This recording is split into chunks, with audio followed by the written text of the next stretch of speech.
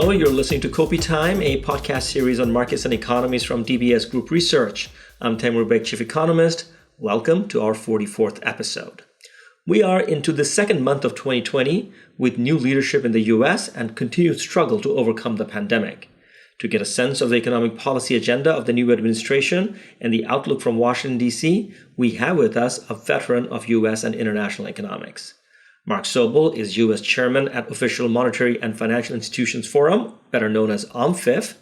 Mark has been at the forefront of international financial diplomacy for several decades. He represented the U.S. at the International Monetary Fund's Executive Board till April 2018. Prior to that, Mark was Treasury Deputy Assistant Secretary for International Monetary and Financial Policy between 2000 and early 2015. He helped lead Treasury preparations for G7 and G20 finance minister and central bank governor meetings, formulated U.S. positions at the IMF, and coordinated Treasury and regulatory agencies' work in the Financial Stability Board. We're lucky to have him here with us today. Mark Sobel, welcome to Kopi Time. Well, thank you for having me. It's a great pleasure to be here. It's my honor. Let's begin with the U.S. economic outlook. We are seeing signs of a loss of rebound momentum in the latest string of macro data. What's your assessment of the current juncture? Well, let's remember these are unprecedented times. Maybe we should step back a second. U.S. annual GDP fell 3.5% last year. It fell 2.5% on a fourth-over-fourth basis. Horrific numbers. They were much better than for other advanced economies, owing to a more aggressive U.S. macroeconomic response. They certainly were much better than expectations early last year that 2020 would see a loss of 6.5%. So we had 33% annualized growth in the third quarter. It was down to 4% in the fourth quarter. Right now, the economy is bifurcated. Some sectors are prospering, housing, many work from home, and manufacturing activities are doing quite well. But parts of the services sector are being hurt. Restaurants, travel, and tourism in particular being hit very hard. So overall, right now, I'd say, the economy is somewhat floundering amid the enormous COVID second wave. Retail sales have been slightly down for 3 months. New weekly unemployment claims remain close to 900,000 a week. Mutations in the virus are not going to help the situation out at all. The U.S. implemented a $900 billion support package in December, which is beginning to provide unemployment support and stimulus checks. That should help boost the first quarter. Various nowcasts, for what they are worth, are as usual all over the place, but they're often in the 5 to 7% range, again, for the first quarter. So, yeah, we're in the doldrums. Fiscal support will be coming on stream. Right. I mean, I certainly want to talk about that with you momentarily, but perhaps since you did start talking about GDP and beyond the immediate juncture, perhaps you could give us a sense of the rest of the year, because in the market, of course, there's this expectation that the second half of 2021 would be characterized by a very sharp pickup, combining successful vaccine rollout and large fiscal stimulus. Do you share that optimism? I share the general view. So economists are really quite uniformly buoyant about the 2021 economic outlook. Monetary policy is running flat out. The December fiscal package is being rolled out, but President Biden has proposed a $1.9 trillion fiscal package, and most expect some kind of package. This is a topic we can return to if you'd like. If vaccine rollout takes hold, confidence could return to the economy, and as herd immunity is being reached. Real disposable income is strong in the United States due to government benefits, even if those faded in the fourth quarter. Economists estimate that there's about $1.6 trillion of excess saving in the U.S. The private saving rate is quite high, around 14%. I noticed the Committee for Responsible Federal Budget estimated that $1.3 trillion in fiscal support has not yet been committed. So I think a key issue for 2021 and the outlook is timing. If confidence perks up in the second quarter, boosted by large fiscal support, I think one could see extremely strong, robust growth in 2021. If these forces take longer to come together, one should still see a robust second half.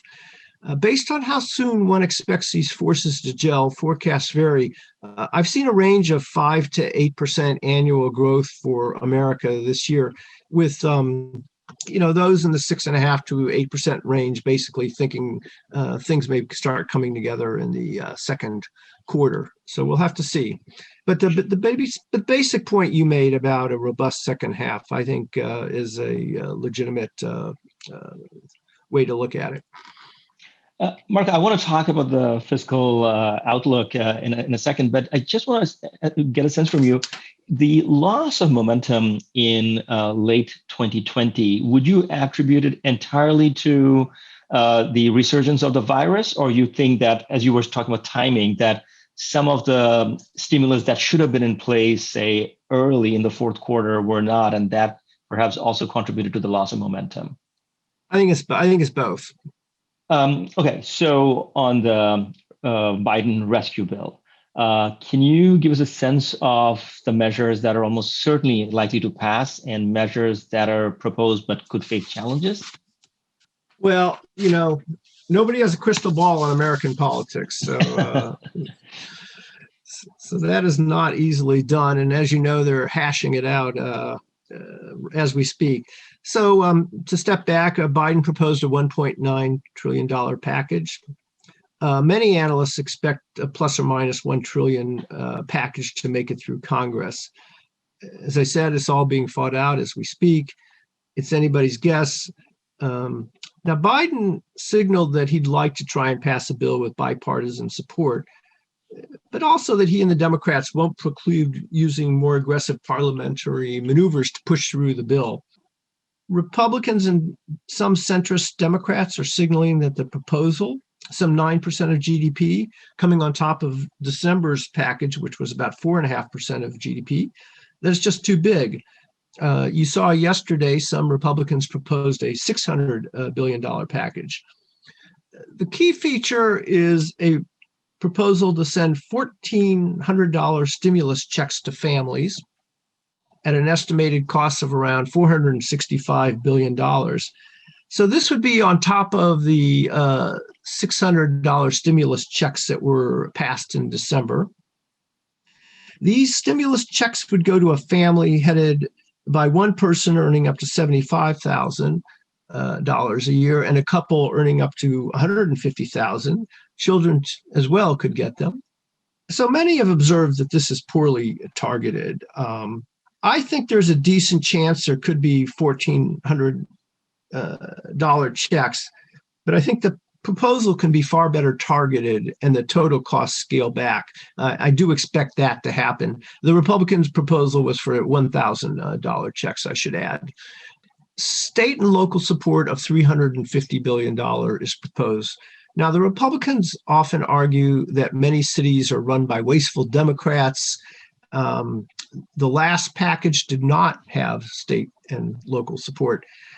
So state and local governments, my recollection is they count for over 10% of the labor force when you think about teachers, policemen, firefighters, and the like. Many cities are suffering large revenue losses through no fault of their own, although there are some that are just doing fine. So I expect quite a bit of tussling around this. I didn't see clarity on this issue in the Republican letter that was issued yesterday. Perhaps greater clarity will come out today. Now, of course, the state and local governments do receive a lot of indirect support through other categories which get funded, for example, education, mass transit, and the like. Biden wants to extend supplemental unemployment benefits through September at $400 a week. These are already provided for through March at $300. I think there could be support for a supplemental unemployment benefits, but there may be tinkering about whether it's 400, 300, and whether it goes through September or June or the like. I expect support for health and education funding and for vaccination and rental support. I assume they could come up for some support for funding for children, as the president proposed. But we're going to have to see how it all plays out, and that's going to happen, in, I think, very soon. And in terms of infrastructure and climate change agenda, I mean, would the stimulus package target these, or do you think that's just part of a general spending approach that will happen through course of time?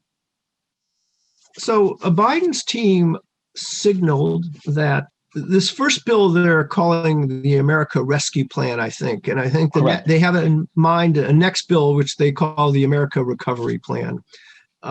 They've hinted they'll roll it out soon. We shall see how soon. And there's talk about that bill, including infrastructure and tax provisions. So that is going to be another tough issue. There's a lot of support in America for infrastructure. There has been for a long time. There was support for it under Trump, and it didn't go through. I think Biden may see infrastructure and spending as one way to push climate agenda. You know, one hears numbers like 3 or 4 trillion. Other wags are say 2 trillion might be more realistic. Then there's questions about how to pay for that to the extent needed. Biden had a slew of tax proposals. One would be to partially raise the corporate tax rate. So it was, I think, at 35. Trump cut it to 21. Biden's talked about raising it to 28. There's talk about altering some of the inherited tax features. There's talk about raising some of the top marginal rates for people earning over $400,000. Now, there's universal view that such a bill will have to go through what's called reconciliation. This involves budgetary procedures that allow passage with a simple majority.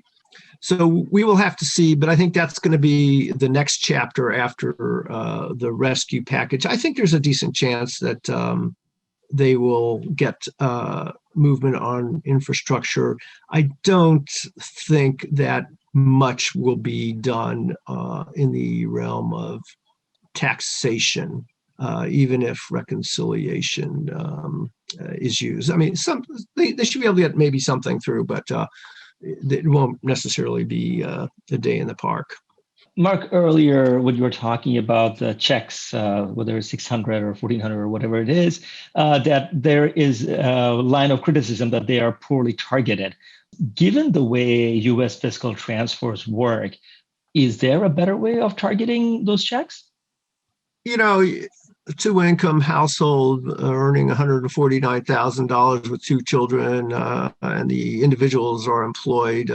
I guess you could ask, you know, why do they need stimulus checks? I think that's a legitimate question. So I do think personally that there is scope for better targeting of the stimulus checks. As a more general proposition, I would say that the United States doesn't do a great job on automatic stabilizers. And then there's issues between the states and the federal government. I think it would be better as a nation if we had a better system of automatic stabilizers rather than having to go through these kind of congressional packages and all the political fighting that goes along with them. And I think that's something that as a nation we should consider, whether our politicians have the vision to do that or the ability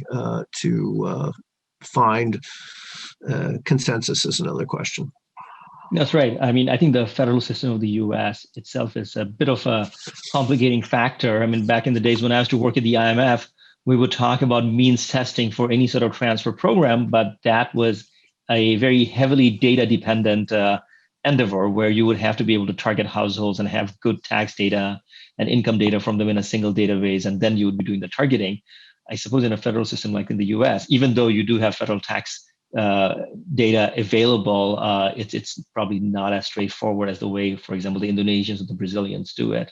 Mark, I mean, this is getting on the verge of being a bit eco-nerdy, but of course, on fiscal, I think the most important thing for us economists is the fiscal stance and the impulse that it would have on growth. So, do you have a sense of a fiscal stimulus, the way it has been designed in the past year or so, around the rescue packages and the one that President Biden is proposing, that what kind of growth impact, both in the near and medium term, these sort of stimulus measures can have? I don't have much profound to say on this. Let's assume a 1 trillion package. I assume the multiplier is going to be around 0.6, maybe 0.7. I heard the Geeta Gopinath at the IMF use that figure the other day. She saw this in line with historical experience. So if you assume U.S. nominal GDP in 2019 was 21.5 trillion, and you multiply 0.6 times a trillion, 600 billion, you get a figure close to 3% of GDP. And of course, that impact will be spread out beyond the year. And again, it would come on top of the past support. And as I said earlier, the Committee for Responsible Federal Budget estimated that there's still about 1.3 trillion from the past bills to be committed. Right. So the rebound scenario for 2021 could easily entail over 4% growth, maybe 4.5% or so. As I said, a lot of the forecasts I'm seeing are 5 to 8. Recently was talking with two gentlemen who are chief economists of firms, and one was somewhat positive about the second quarter and saw growth at 6.5% for 2021, whereas the other colleague was more circumspect about the second quarter, but saw a very strong second half, and that person was down in the 5% plus range. Right. Either way, these are impressive numbers. And when we talk about the dollar, I'm going to bring this issue back to you. Let's talk a little bit about the Federal Reserve, which has, of course, performed a rather heroic role over the past 12 months, not just for the U.S., but for stabilizing the global economy. So we have now two, people with very deep Federal Reserve experiences in the government. We have Fed Chairperson Powell, and then we have Treasury Secretary Yellen, who was a former chairperson. How are they going to get along and work together? Look, they will work extremely well together. They know each other well from their Fed days, and Powell was very supportive of Yellen. And I want to make a point. In my years in government, I noticed that senior officials just being smart was not enough for success. And a key ingredient for a senior official is not only to have your own well thought out opinions, but to have the right temperament, to be balanced, to be willing to listen to others, and willingness to work out pragmatic solutions. My feeling is that Yellen and Powell both have these qualities to the nth degree. More generally, I can say, based on my years in Treasury on the international side, especially including Yellen's time at the Fed, there were never secrets between the Treasury and the Fed. When Treasury and the Fed, worked together on G7, G20, FSB preparations, IMF policy issues, we worked together seamlessly and no secrets. I think Yellen's going to go back to the tradition of respecting Fed independence and not commenting on Fed monetary policy in public. I really shouldn't have said Yellen. I should have said the entire administration. And I think that will stand in contrast to Trump. But I do want to make the point that I think Secretary Mnuchin and Powell got along quite well. And one rarely saw Mnuchin questioning Powell in public, putting the whole 13.3 facilities flap from December to the side. Okay, so we have to, of course, talk about the inflation outlook. And just a couple of weeks ago, Chair Powell, in a press conference, sort of pushed back on the near-term inflation worries, although, tips markets are pricing in slightly over 2.3%, 2.4% inflation. Even if we look at 10-year break-evens, they are on the ascendant, nothing worrisome, but they're certainly not at the trough that we saw mid last year. You are worried about inflation, deflation? Where do you stand with this?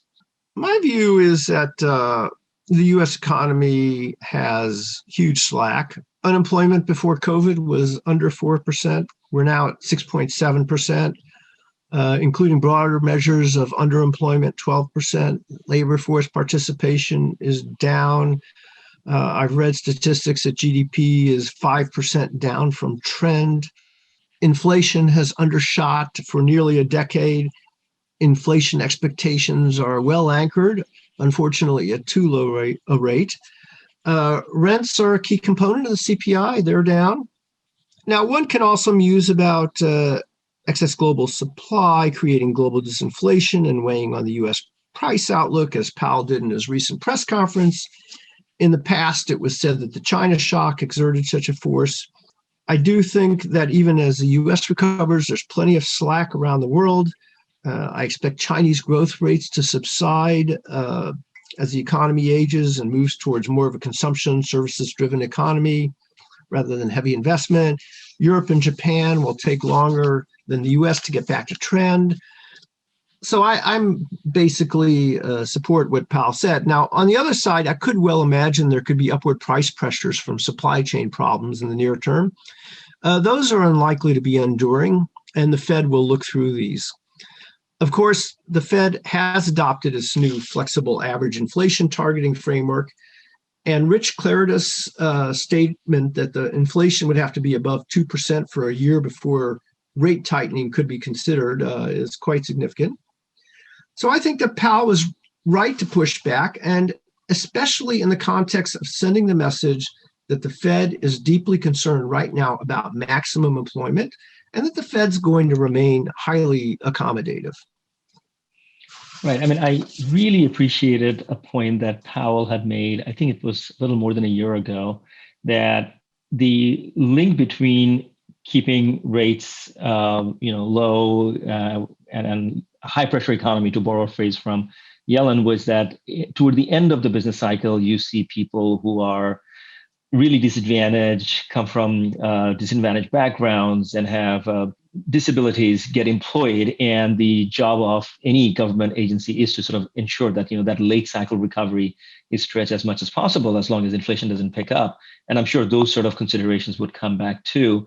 But Mark, you seem to understand the average inflation framework pretty well, and you just cited Claridis' forward guidance. But do you think that the market is getting it properly and the Fed has explained it properly? Well, thank you for the compliment that I understand flexible average inflation targeting well. You give me far too much credit. I think calling for the strategic review, good idea in and of itself, but it was put forth in late 2018. And at the time, the dual mandate was being, roughly speaking, met, and there were good prospects that some of the challenges put forth would be confronting the Fed. But conditions changed in 2019, and the pandemic hit subsequently. So we're nowhere near close to maximum employment nor inflation of 2%. The Fed's made it very clear through forward guidance and repeated statements, the Fed funds rate is not going to move for several years. So to me, in a way, the review outcomes, while very thoughtful, can be seen as somewhat aspirational. Now, it could be that in the future, we'll get back to this 2018 situation with unemployment going below 4% and inflation perking up above 2%, but we're certainly not there yet. I think it would make sense in such circumstances to run the economy hot, and flexible average inflation targeting goes in that direction. The market has certainly received the message from the Fed. I doubt it'll be as easy as thought. So, for example, one thing on my mind is that let's say inflation goes above 2%, but gently settles in above that Okay, fine. But let's say inflation starts rising quickly and bursts through 2% and is still on an upward track. Well, that'll be a different scenario for the Fed. So that's why I think that flexible average inflation targeting it's a good idea in concept, but we're going to have to see what the reality is. But the reality is several years off. Okay, Mark, I will give you another scenario, which is inflation is not a problem, 2% or so, but we are seeing a huge run up in property prices. We're seeing financial market volatility akin to something maybe what we saw last week. So financial stability issues. Under those circumstances, even if rate increases are not being considered, people might start equating the liquidity with the asset market overshoot, and would tapering be then on the table? Great question. Rates are on hold, but what about asset purchases? Well, let's talk about taper, but there's also kind of a whole broader financial stability dimension to that. If obviously the U.S. fiscal monetary mix is super aggressively accommodative these days, and will remain so when the Biden package of some magnitude is passed. Now, if the economy is booming, as we've outlined, there are going to be those who are going to say asset purchases have not only accomplished the purpose of stabilizing markets, which they did last March and April, but supported the economy. And there are going to be others who are going to say, well, if inflation hasn't perked up, why we should continue the purchases. Now, I expect tapering voices to emerge later this year. I could see tapering starting next year. One colleague cynically mentioned to me the idea that maybe Chairman Powell would want to hold off on any tapering till after he saw whether he was reappointed. In any case, Powell noted the other day that the Fed does have experience with tapering. I guess my view is when a ship turns around, there's inevitably going to be a substantial wake. And I'm not sure that is easily gotten around. So that's my basic view. One thing that might bear watching is if long rates start rising with a good head of steam, what would that mean for asset purchases and tapering? Would the Fed feel it needed to continue asset purchases for a longer period?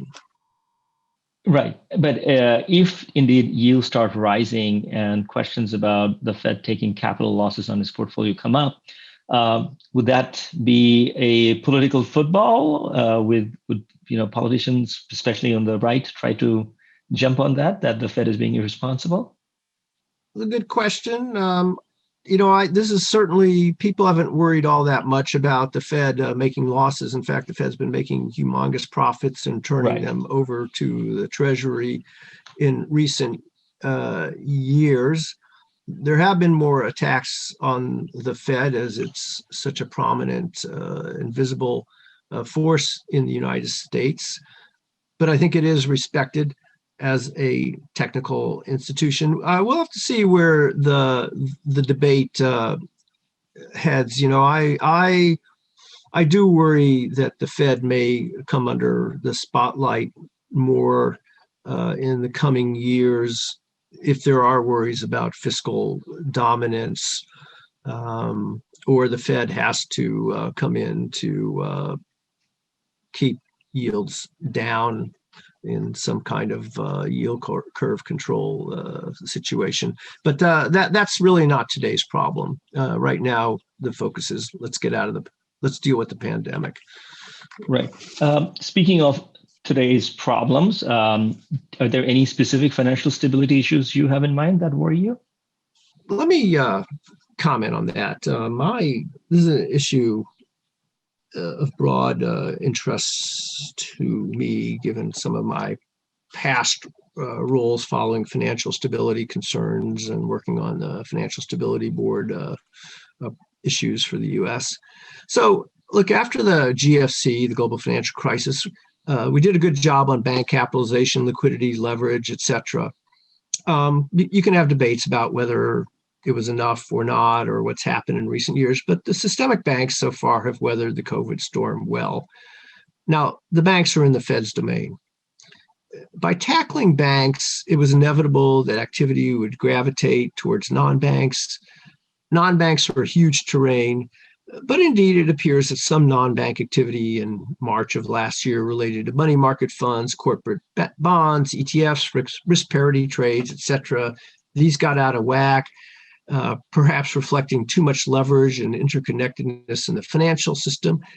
And these forces caused the Fed to go well beyond its 2009 playbook to stabilize global financial markets. So I think this is a terrain that needs to be tackled. The Financial Stability Oversight Council, created by the Dodd-Frank Act, in my view, has been dormant over the last 4 years. The Office of Financial Research, another body created by Dodd-Frank to examine systemic risk in the U.S. economy, its budget has been slashed in the last few years. So America needs a full set of macroprudential tools as a first line of defense against froth, especially as non-banks can hit the Fed's ability to execute its dual mandate. You want to have monetary policy target inflation, but if financial stability concerns arise, well, you need sound microprudential regulation, but macroprudential tools are needed as well. So especially if the Fed's going to focus on its dual mandate. I hope that Janet Yellen will revitalize the Financial Stability Oversight Council, which brings all the regulators together and has a particular mandate on non-banks. I think the SEC has a big job here too. I think that there are measures that can be taken to toughen up money market fund rules, use margining and collateral requirements, and look at funds liquidity management. I think another issue for non-banks is that the international community agreed years ago to look at activities-based regulation rather than focusing on entities in the first instance. So that would be looking at issues such as interconnectedness and leverage.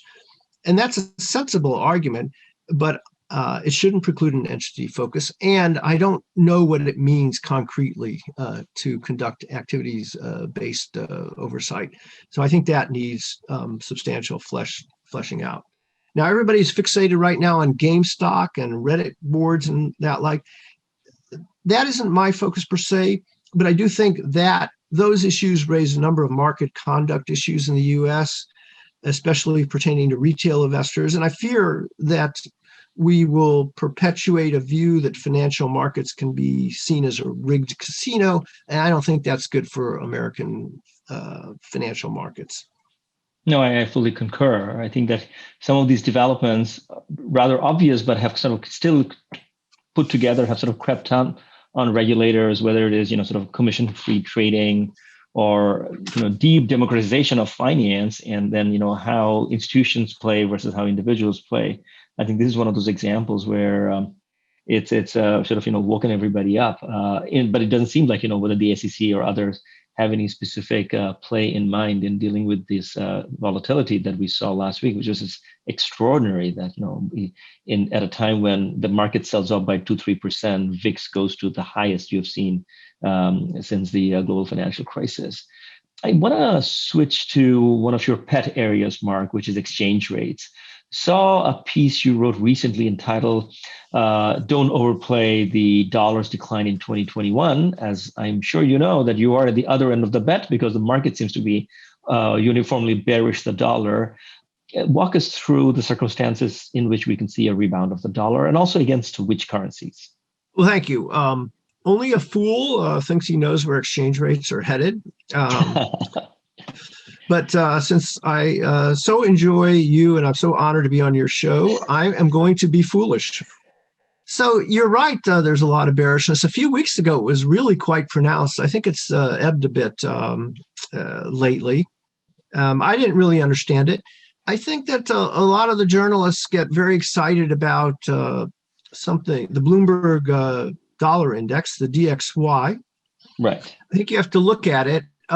So between the euro, I think the euro is something like 56% of it, and then other currencies closely related to it, Swissy, sterling, and Scandinavians. And so it's basically 3/4 euro, right? So if you just follow dollar euro, you kind of know what what the DXY is going to tell you. I think a lot of the journalists have been measuring the dollar's movement against the March peak in the dollar. If you remember, the dollar shot up when the liquidity squeeze was back on, and then it eased. So I tend to look at it from the beginning of 2020, before COVID, and you find that, well, the moves are a lot smaller. And then, as I said, what are you trying to measure is an important issue. I tend to look at the Federal Reserve's trade-weighted indices. The Fed's trade-weighted index is maybe very slightly down over the last year, or flat. It's down a little bit against the major currencies. It's up. The dollar's up a bit against the emerging markets, or it was the last time I looked at the data a few weeks ago. So basically, it's a flattish picture. So I guess your question, well, the U.S. macro response has been more aggressive than what we've seen out of Europe and Japan. Rates were already compressed at the short end, and short end rates tend to be an important driver of foreign exchange movements. On the longer end of the curve, I think there's more upside potential for U.S. rates than those in Europe and Japan. Now, if the dollar falls, the Europeans and the Japanese are going to quickly get more accommodative on their policy. You see many European voices fretting about dollar depreciation, or should I say euro appreciation. Philip Lane prominently amongst those. So I think that I'm more in the camp of seeing some range trading. I do think the RMB is a good candidate for appreciation. It has been rising in recent months. China's current account surplus has been boosted because, well, there have been very few tourist outflows from China because of the crisis. And meanwhile, China is a good producer of PPE and work from home products and the like. And on the capital side, there have been some good inflows into China as it's opened up, or the RMB instruments have been used in bond indices, and the Chinese government bond yields are higher. So I think the China RMB is a good candidate for appreciation, but I could imagine the Chinese authorities may get a bit concerned about sharply rising RMB at some point. Yeah, so against Europe, Japan, maybe range trading, RMB rising, other EM.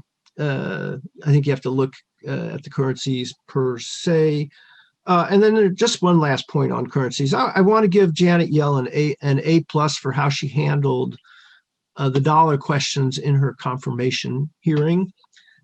She said the dollar would be market determined, which is the way our policy has worked in practice for a long time.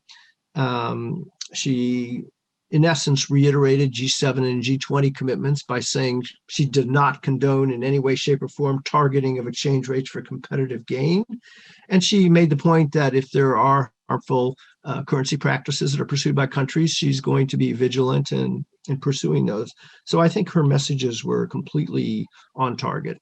Yes, and actually it was very widely followed, and whether her terms would be a bit different from the way dollar's characterization was coming from the Trump administration or not. And yeah, you're right. She was very good in that, which I suppose sets the tone for how she'll be dealing with contentious questions in the coming years. So I think that's all good for the world. Mark, you talked about China, and that's a perfect segue into my next question.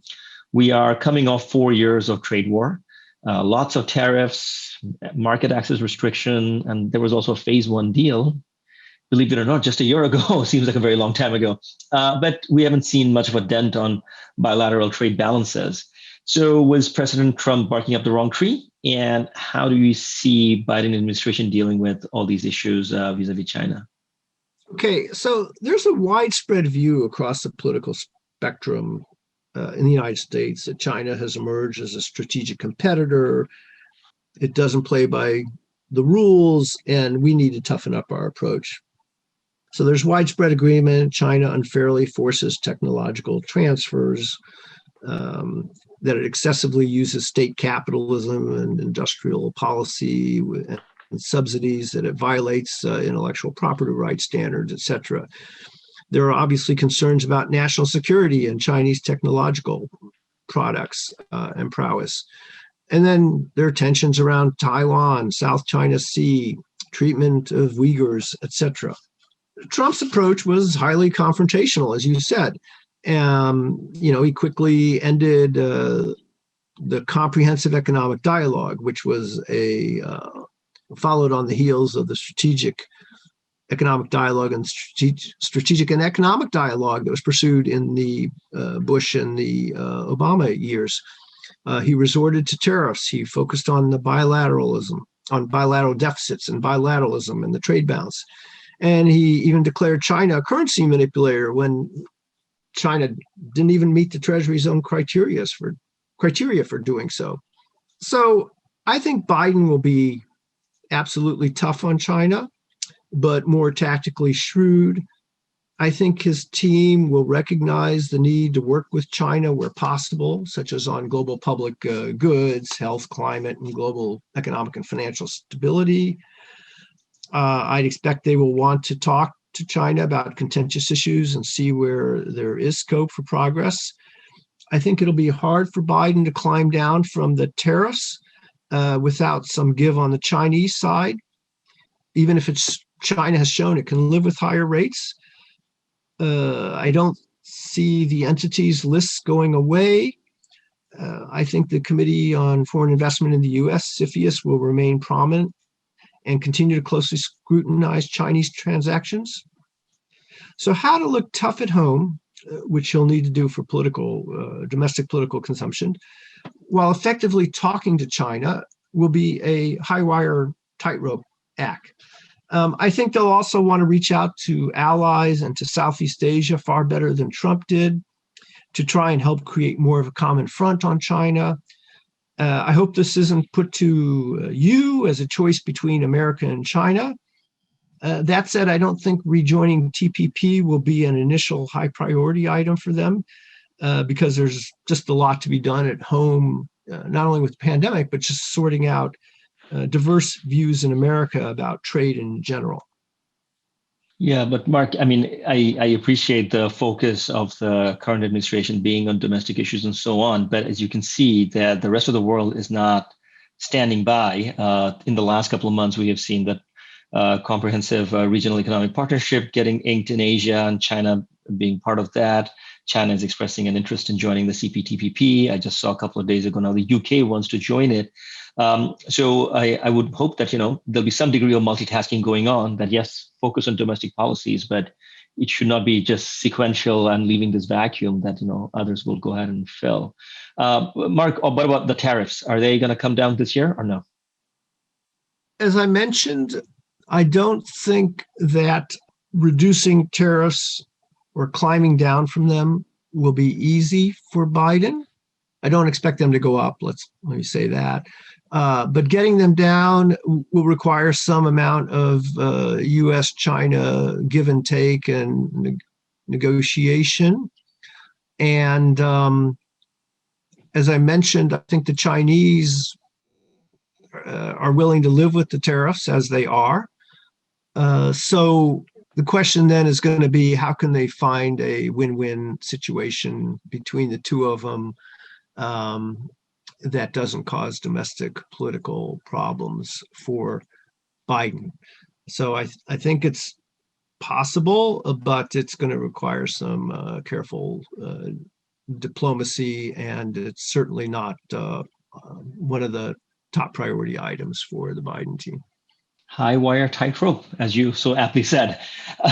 Mark, finally on emerging markets. We've had some emerging market countries do better than others. And we've certainly had a few countries that were in out and out crises last year, from lockdown, external financing challenges. And I suppose the one that I think most immediately is Argentina. And as we know that, IMF is now renegotiating this $57 billion program that was, somewhat ill-fated and, of course, not going anywhere.